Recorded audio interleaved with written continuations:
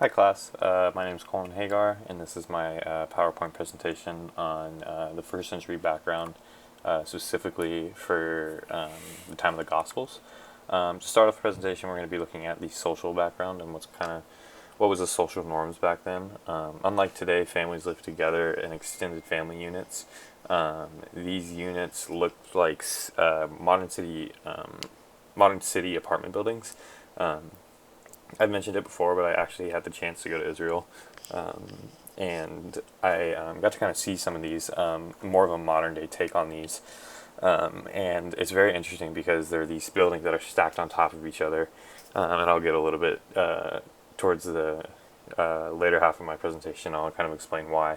But they look like apartment buildings, and you'd think they are apartment buildings, but they're actually houses for a family. But moving on, honor played a big role in the family dynamic, and this came from Exodus. I believe it's the fifth commandment.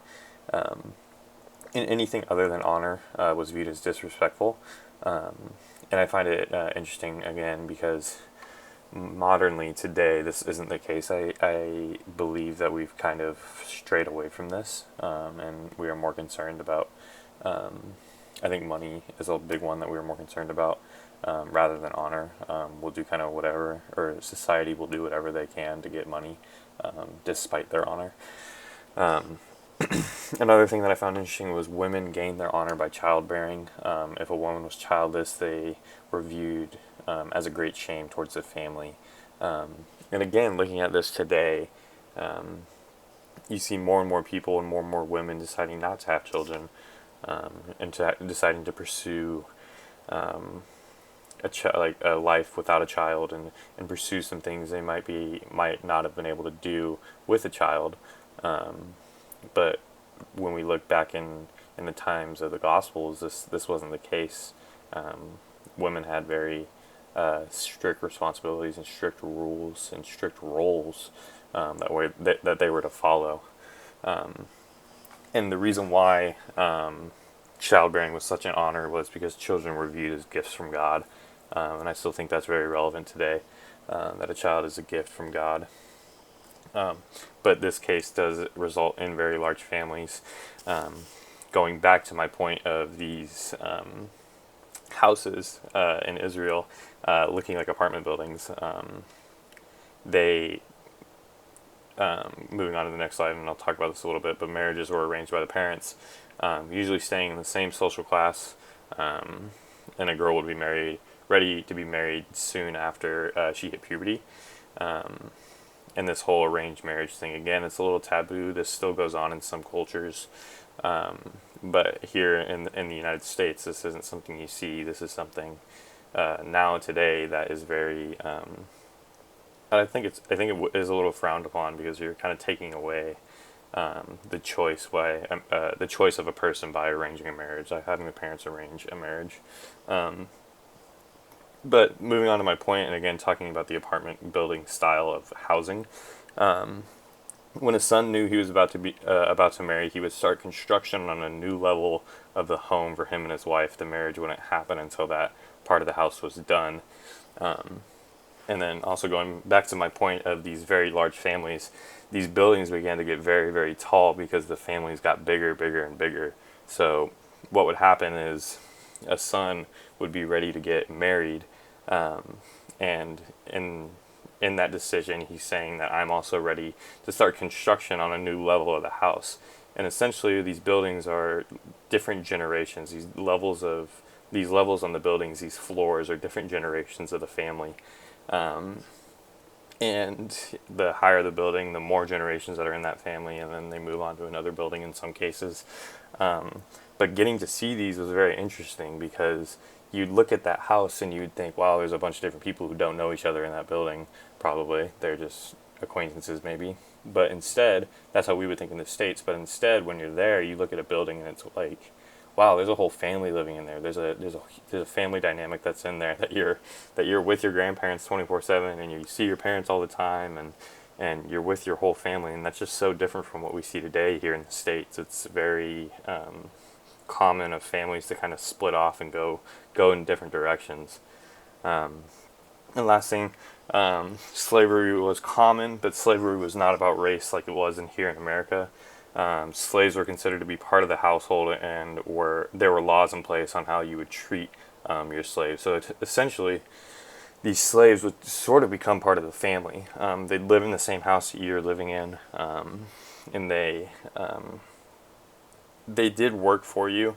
But I think a lot of the times and I'm definitely at fault for this, but when I read in the Bible about slavery, I automatically assume that it's what we as Americans know as slavery, and that's the transporting of people from their homeland to do work for us and treating them unfairly.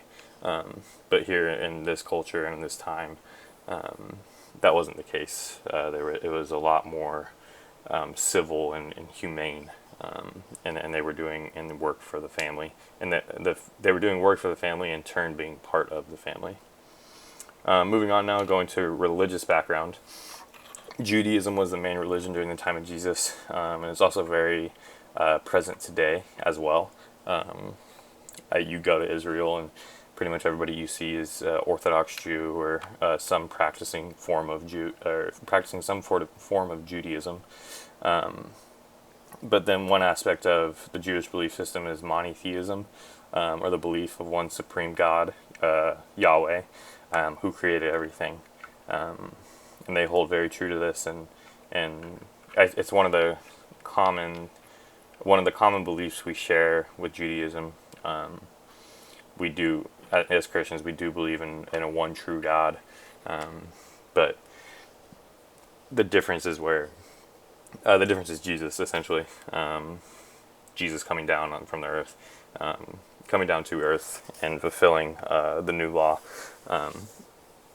But their one belief, or one of the biggest belief systems I have, is the monotheism. And then God chose to enter a covenant relationship with the Israelite people through Abraham. This is something that they still hold very true today, and they believe this wholeheartedly. And they believe that because of this covenant relationship, you follow the Torah, the law, the first 5 books, and they read those every year, and they know them like the back of their hand, basically. And while we were in Israel, we got the chance to talk to a Jewish rabbi and kind of pick his brain, and it was really incredible on just how much, how knowledgeable he was, and it was really truly inspiring, because you would ask him a question about his beliefs, and he'd have an answer for you right away, and he'd point you to somewhere in the Torah, and it honestly inspired me and wanted me to be more studious and wanted me to learn more. So that was really cool. Talking more about the religious background, if we're talking about religion, we need to talk about the temple, because the temple was the center of religious life for the Israelite people. This is where God dwelled. We read about the tabernacle during the Israelites wandering in the wilderness, that being God's dwelling, like temporary dwelling place, the portable temple, as I call it. And they took it with them everywhere, because that's where God was, that's where God dwelled, and that's where the center of everything that they did revolved around. And then I really found it to be interesting, the hierarchy of the church back then, and how Levites, descendants of Levi, were assigned to be assistants to the priest, and then the priests were also descendants of Levi, but they came from a very specific line, specifically the line of Aaron, and the priests were able to perform daily tasks that the Levites couldn't perform, and the priests could go into certain places of the temple that the Levites couldn't. Then you have the high priest, who can go into the Holy of Holies, the behind the curtain. Once a year, the Day of Atonement, he goes behind there, and nobody else can. It's only the high priest that would go behind there. And I just find it very interesting that how polar opposite almost it is to the modern day church, but also how the modern day church here in the States still somewhat has that hierarchy system. You have your elders, you have your pastors, you have your leaders, your servant ministers, and we have that that hierarchy, like I said, but there is it's a lot more lenient. I would say, I can go anywhere I want to go in the church that I attend. I can go in whatever room, and back then that wasn't the case. Um, you'd have to be from a certain family line. You'd have to hold this title, and it was believed that if you went into these places that you weren't supposed to, that God may strike you down and kill you. And we read about that. How if someone, I always think about the story of how someone, while the Israelites wandering through the wilderness, how someone leaned their hand on the tabernacle to support it so it didn't fall, and he was struck dead. And I read that and I'm like, wow, that's like so crazy to me. But that's what they believed in, and that's what they held to. And again, seeing this passion they have for their religion is truly inspiring. Moving on to the historical background, there was a lot going on during the Gospels, and it covered a vast amount of time. So there were kind of four key periods of the Gospels: the Persian period, the Greek period, Jewish independence, and then the Roman period. Cyrus the Great was the ruler of the land during this time, during the Persian period. And Cyrus was different. He as a ruler had a very almost loving heart, and he had compassion for people, and he was letting exiled people back into their homelands to worship their gods. And because of this, I can never say this right, but Zerubbabel, I think, was able to come back and rebuild the temple. And then later on, Nehemiah was later, he came back later to rebuild the walls of Jerusalem. And those classic Bible stories that we know so well, those stories are all because of what Cyrus did, and he was able to let those people back in and let them worship their gods. And I think that to not highlight Cyrus is doing him a dishonor, because without that decision that he made to let those people in, we wouldn't have the stories we have today in the Bible. And then moving on, Alexander the Great. He was one of the greatest rulers of the Greek period. I think when we hear Alexander the Great, we all kind of think about something. I personally think about like my history class in freshman year of high school, covering his time period, and learning about just how powerful of a leader he was, and how he conquered the whole Eastern Mediterranean, Syria, Egypt, Persia, Babylon, and was kind of the first one to do this. And kind of at age 20, was able to do this, which was rare. I know people did things a lot younger back then, but age 20, he was such a powerful leader. And lucky enough, the Jews did not resist the conquest by Alexander, and those who did resist the conquest were the ones who got conquered and killed, and they were the ones we read about in our history books now.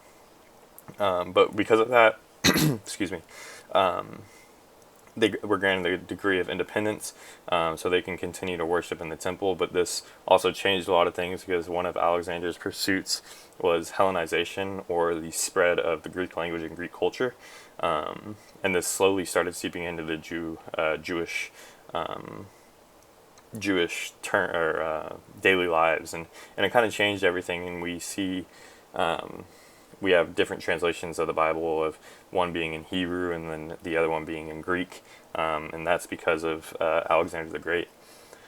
And then moving on, the Maccabean Revolt. This is a really big Jewish turning point.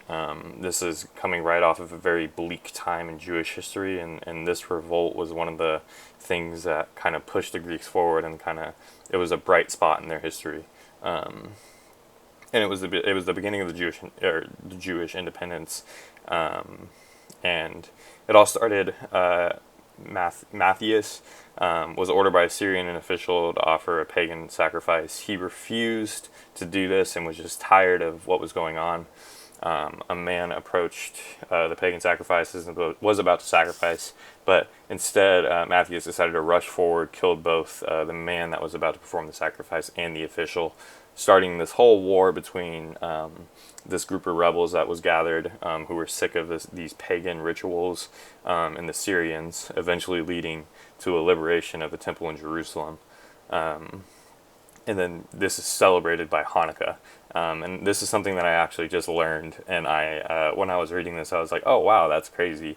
Because you think of Hanukkah as a Christian, I associate it with Christmas, but to think of Hanukkah coming out of this revolt, this rebel kind of guerrilla warfare almost is interesting to think about, and it's actually really cool to kind of understand the history behind that, and behind why they celebrate what they celebrate. And then moving forward, Herod the Great. This is through the Roman period, and this is the period I think we all know very well because this is, of course, the period that Jesus lived in. And we all know who Herod the Great was. He was the ruler at the time, and he was the one who sent people to go find the king of the Jews, and go and find baby Jesus. He didn't have the greatest reputation. He was described as a violent combination of a clever and efficient ruler and a cruel tyrant. Despite all of this, he really wanted to win the Jews over. I read in our textbook that he even started eating pork, or not eating pork, just so he can try to relate to them. But the Jews never really looked at him as a leader. They never really looked at him with respect. But he did encourage the development of the synagogue, and supplied people with a lot of things. And again, was trying to do good things, but at the same time doing awful things, like killing people whenever he wanted, really. And his lineage continued throughout the Roman time period, and his sons continued to rule. Kind of a roller coaster of leaders, some good, some bad, until Augustus came in 31 BC, and this is kind of known as Pax Romana, or Roman peace time. And this is a very peaceful time, the most peaceful, I think, during the Roman period. But this is all interesting because we know that in the Roman period, it's eventually the Roman government who ends up persecuting Jesus and killing Jesus. So you read about all these things, and you read about Herod and how bad he was, but then you read about the hope that Augustus brings to the Roman people, but there's still a bad kind of taste in the mouth when it comes to talking about the Romans. Moving on to the economic background, during this time, the vast majority of people were very poor, and lived in very small houses,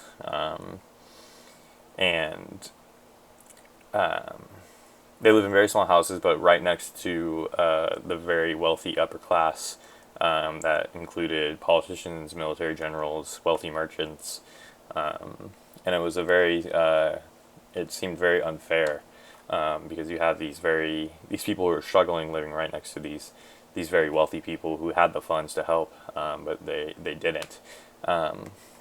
Most people were day workers who would be hired from the marketplace to go work in the fields, and then only making 1 denarii for every 8 to 10 hours of work, which is very low.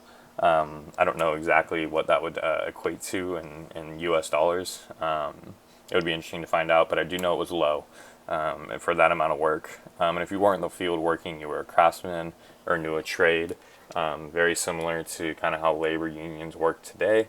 If you didn't know a trade, you were at a severe disadvantage. That's why you read a lot of, when we're reading, we hear a lot of carpenters and woodworkers and all these different trades, because that's how people survived. That's how people worked and made money.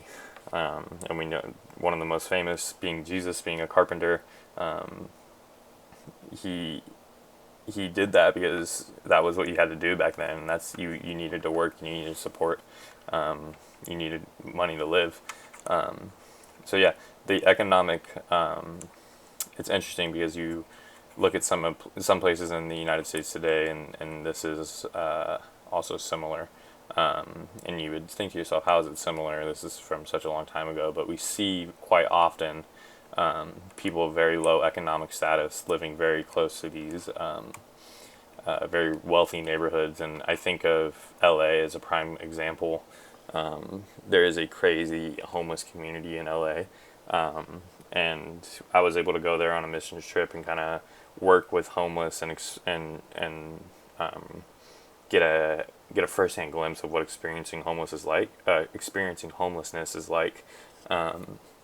And then you go down 1 block and you're right next to the Staples Center, and it's this booming center of people and wealth, and there's these crazy tall buildings with these really nice apartments, and it's just interesting to see how even back then in the time of Jesus and the time of the Gospels, this economic model is still relevant today. Those are some of the findings that I had doing this presentation. It was very interesting because I've read the Gospels before, and I have never really thought about what was kind of going on during the Gospels, like behind the scenes, and reading through through kind of the background of everything. It kind of I often describe Scripture as painting a picture, and a lot of times when you read Scripture, the picture is left incomplete, and you need to kind of do different things to fill in different spaces of the picture. And I think that this is a perfect example of something that you need to read and something you need to understand to help fill in the picture of the Gospels, and to help understand them better. So that was my presentation of just kind of first century background and what was going on during the Gospels. Hope you enjoyed it. Thank you.